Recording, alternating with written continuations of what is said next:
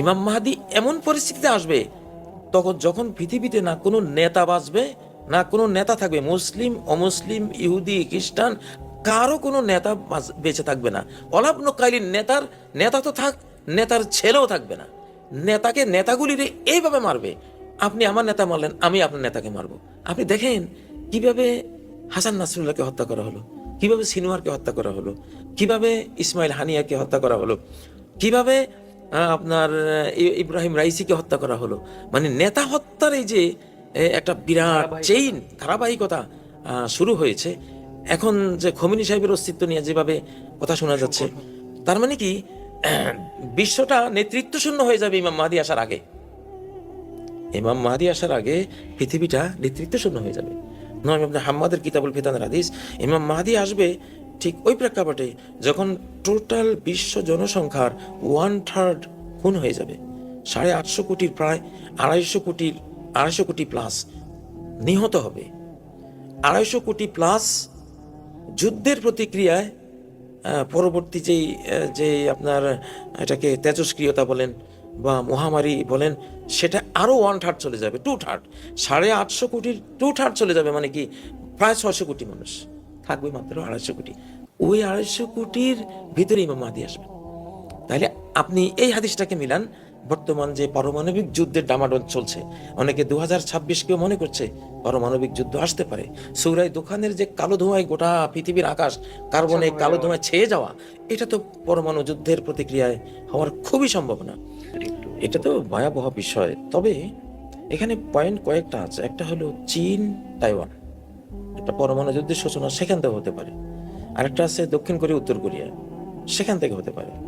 আরেকটা আছে Iran America Israel, এই ত্রিমাত্রিক এখান থেকে হতে পারে। আরেকটা আছে ভারত পাকিস্তান, এখান থেকে হতে পারে। এখন শেষ পর্যন্ত আসলে কোথা থেকে যে এটা হবে সেটা তো আল্লাহ জানেন, কিন্তু হবে তো। তো এখন এই হলো অবস্থা। এখন আপনি ইমাম মাহাদির আলামত হিসেবে কিন্তু এই হাদিসটা একটা বড় ধরনের মাইল ফলক। এখানে আপনি যুক্ত করেন যে ইমাম মাহাদি আসার আগে সিরিয়ার যে বিপর্যয়টা ওটা থেমে যাবে। অলরেডি 12 বছর ওদের ভয়াবহ পরিস্থিতির শেষে এটা এখন থেমেছে। এটাও একটা লক্ষণ। ইরাক, জুন্দুন বিল ইরাক, জুন্দুন বিল শাম, জুন্দুন বিল ইয়ামান। ইমাম মাহদী আসার আগে মুসলিমদের 3টা বাহিনী 3 দেশে খুব শক্তিমান হয়ে থাকবে। তার মধ্যে ইয়ামানের একটা, হুথিদের যেটা দেখেন, সিরিয়ায় একটা, ইরাকে একটা। তো এটা তো আছেই, এটা তো আছেই। আরেকটা হাদিস যেটা আছে যে পারস্যবাসী আরববাসী 2 জাতি একটা বিশাল ধ্বংসযজ্ঞের মধ্যে পড়বে। হয় আরবরা আগে পারসিকরা পরে, অথবা পারসিকরা আগে আরবরা পরে। আমি আর আপনি যদি এখন দেখি মিডল ইস্টের পরিস্থিতিটা, ঠিক ইরানের সামনে যেমন খড়গ, আরবদের উপরে তো সে একই খড়গ কিন্তু। তো এখন এইগুলো যে কোনো একটা তো ঘটবে। তো এটা ঘটবে ইমাম মাহদী আসার আগে। তাহলে এই একটা ধরেন হাদিস আপনি ইমাম মাহদীর বড় আলামত হিসাবে দেখতে পারেন। আরেকটা আপনাকে বলি, লা ইয়াখরুজুল মাহদী হাত্তা লা ইয়াবকা কাইলুন ওয়া ইবনু কাইলিন।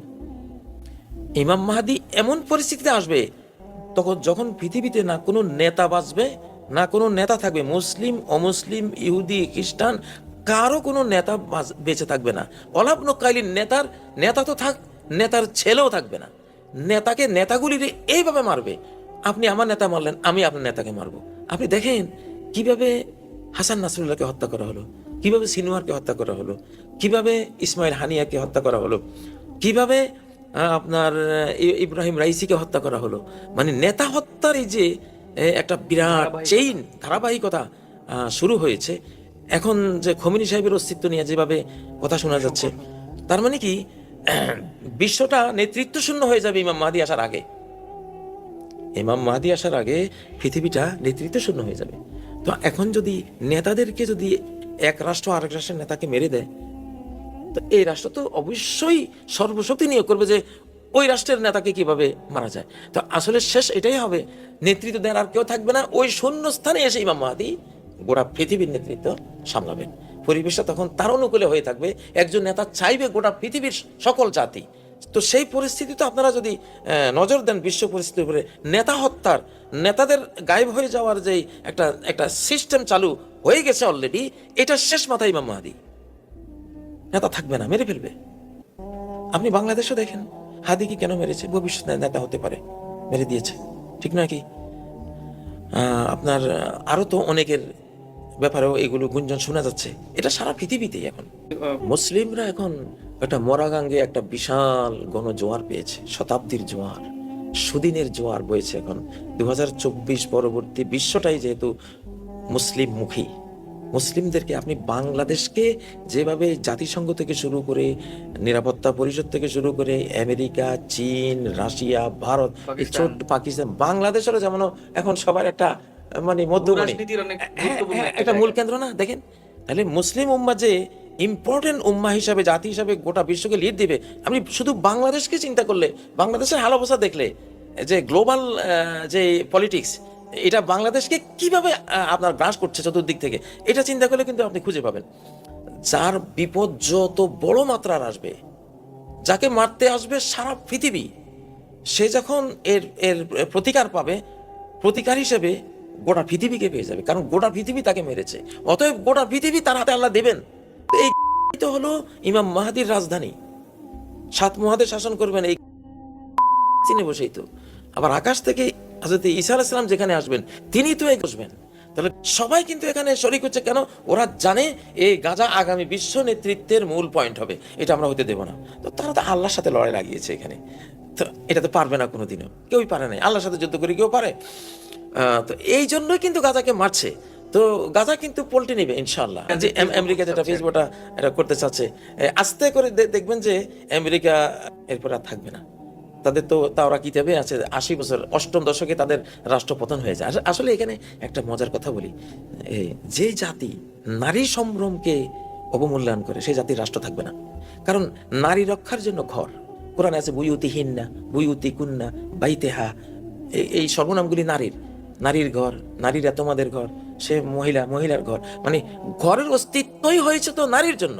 পুরুষ তো লোহা, এটা তো রাস্তায় বই থাকতে পারে, মরুমিতে বই থাকতে পারে, দোকানের সামনে বই থাকতে পারে, সমস্যা নাই। নারীরা স্বর্ণ, তাদেরকে সেভ করতে হয়। তো নারীর জন্য ঘর, কতগুলো ঘর মিলে একটা বাড়ি, কতগুলো বাড়ি মিলে একটা গ্রাম, কতগুলো গ্রাম মিলে একটা ইউনিয়ন, কতগুলো ইউনিয়ন মিলে একটা উপজেলা, কতগুলো উপজেলা মিলে একটা জেলা, কতগুলো জেলা মিলে একটা বিভাগ, বিভাগগুলো মিলে একটা রাষ্ট্র, কতগুলো রাষ্ট্র মিলে একটা পৃথিবী। তাহলে শুরুটা কোত্থেকে? নিউক্লিয়াস কে? নারী। এই জন্য আপনি সোভিয়েত ইউনিয়ন মাত্র 60 বছরে ধ্বংস হয়ে গেছে। এত তাড়াতাড়ি একটা সাম্রাজ্য ধ্বংস হয় না, অন্তত 1-2 শতাব্দী থাকবে। কেন ধ্বংস হলো? মহিলাদেরকে বানিয়ে দিয়েছে একবারে বাজারের পণ্য, কোনো বিয়ে শাদী থাকবে না, যার ইচ্ছা যেই মেয়ের সাথে থাকতে থাকতে সন্তান হবে, জারজ, ওগুলি পালবে। আল্লাহ ঘৃণা করে ওদেরকে ধ্বংস করে দিয়েছেন, 60 বছরে শেষ।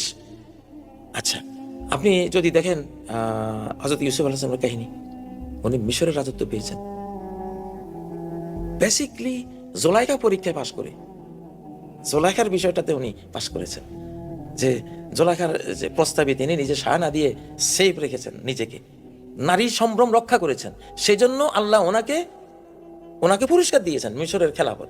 আপনি ইরান, আফগানিস্তানের মেয়েদের অবস্থা দেখেন, সবচেয়ে বেশি পর্দা আফগানিস্তান, ইরান, ইরাক করে। ইরানকেও আল্লাহ পুরস্কার দিয়েছেন, একটা ইসলামী সরকার। আফগানিস্তানকেও দিয়েছেন একটা ইসলামী।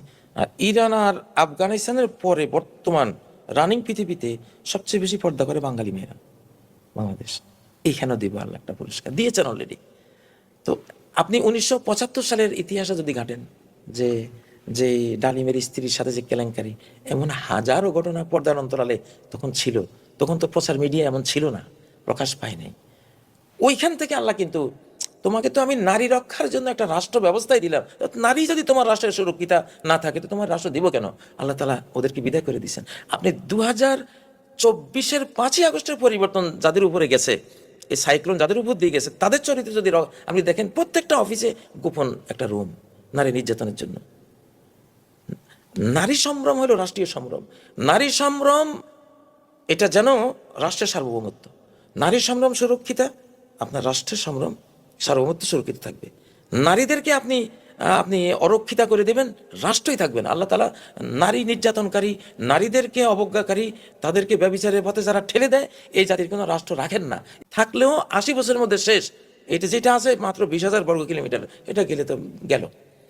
তো বড় কারণ এখানে সবচেয়ে বড়, যেটা আমার স্টাডিতে আমি দেখেছি, যে আল্লাহ তাআলা আতাই ফাকাদ আতাইনা আলা ইব্রাহিম আল কিতাব আল হিকমা, ইব্রাহিম ফ্যামিলিকে আমি কিতাব দিয়েছি, হেকমা রাষ্ট্র পরিচালনা যে হেকমা সুন্না এটা দিয়েছি, ও আতাইনা হুম মুলকান আযীমা, তাদেরকে বিশাল সাম্রাজ্য দিয়েছি।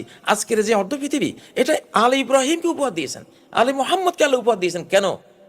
আয়াটা সূরা নিসার। এরা নারী রক্ষক জাতি, নারীর মর্যাদা দানকারী জাতি, মাতৃ জাতির। নবীজি বলতেন আমার পৃথিবীর তিনটা জিনিস শুধু প্রিয়, সুবাস, আর হলো আমার মা জাতিটা, আর আমার তৃতীয় যেটা সবচেয়ে নয়ন জুড়ানো শান্তি, আমার সালাত। দেখেন মাতৃমায়ার মাতৃমর্যাদা দিয়েছে কে? ইসলাম দিয়েছে। ইসলাম জানে পৃথিবীতে পিতৃল্যান্ড, ফাদারল্যান্ড কি একটাও আছে? নাই, সব মাদারল্যান্ড। পৃথিবী কি ফাদার ল্যাঙ্গুয়েজ একটাও আছে? সব মাদার ল্যাঙ্গুয়েজ। তো তাহলে মাদার ল্যান্ড মানে কি? এই ল্যান্ডটা, এই ভূমিটা, এই পৃথিবীটা মূলত এইভাবে সাজানো হয়েছে, এইভাবে ঘর দুয়ার রাষ্ট্রীয় কাঠামো দেওয়া হয়েছে কার জন্য? মায়ের জন্য, মা জাতিটাকে রক্ষার জন্য। তো এই মহান দায়িত্ব যে জাতি পালন করে সেই রাষ্ট্রশক্তি পাবে আগামী বিশ্বে। এখন আপনি আমেরিকাও মা জাতিকে আর রক্ষা করছে না, ইউরোপ করছে না, রাশিয়াও করছে না, ভারতও করছে না, অস্ট্রেলিয়া করছে না, একেবারে রাস্তায় ফেলে দিয়েছে। আমি এখান থেকে বুঝতেছি এই সব রাষ্ট্র মুসলিমদের হাতে আসবে। কেন আসবে? তারা এই মা জাতিটাকে সেফটি দিবে তাদের রাষ্ট্রীয় কাঠামোর ভিতরে। যে একটা তরুণী মেয়ে হাজারামাউত থেকে চলে যাবে, একেবারে সানা থেকে হাজারামাউত 1000 কিলোমিটার চলে যাবে, তার ভয় থাকবে শুধু তার বাঘ ভাল্লুক তার পশুগুলো খেয়ে ফেলে কিনা, এছাড়া তার সম্ভ্রম নষ্ট হতে পারে এমন কোনো ভয় তার থাকবে না। এই সেফটিটা যে জাতি দিতে পারবে, এখন বিশ্ব সেই জাতির, ইনশাআল্লাহ।